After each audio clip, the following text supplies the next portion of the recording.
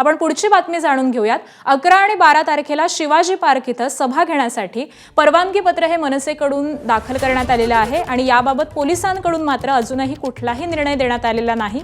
मुंबई महानगरपालिकेच्या प्रचार सभेसाठी मनसेनं हे पत्र दिल्याची माहिती समोर येते, परंतु पोलिसांकडून अजूनही कुठलाही निर्णय हा देण्यात आलेला नाहीये। आणि अपडेट जाणून घेऊयात, अजय माने आपल्या सोबत आहेत। अजय, मनसेकडून हे पत्र देण्यात आलेलं आहे, त्यामुळे आता महानगरपालिकेच्या निवडणुकीच्या अनुषंगानं मनसे जोरदार तयारी करते।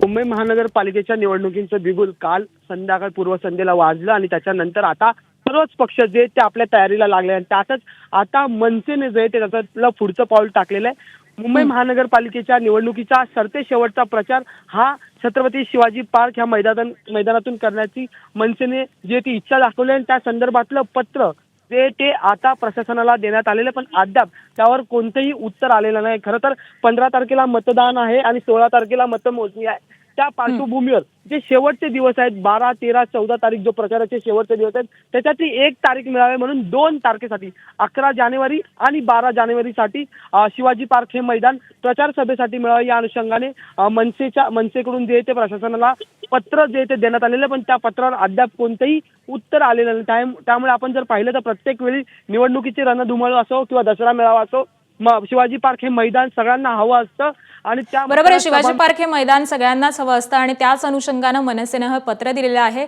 निवडणुकीची रणधुमाळी सुरू झालेली आहे। या संदर्भातले अपडेट जाणून घेऊ। तुर्तास अजय, धन्यवाद या माहितीसाठी। एबीपी माझा, उघडा डोळे बघा नीट।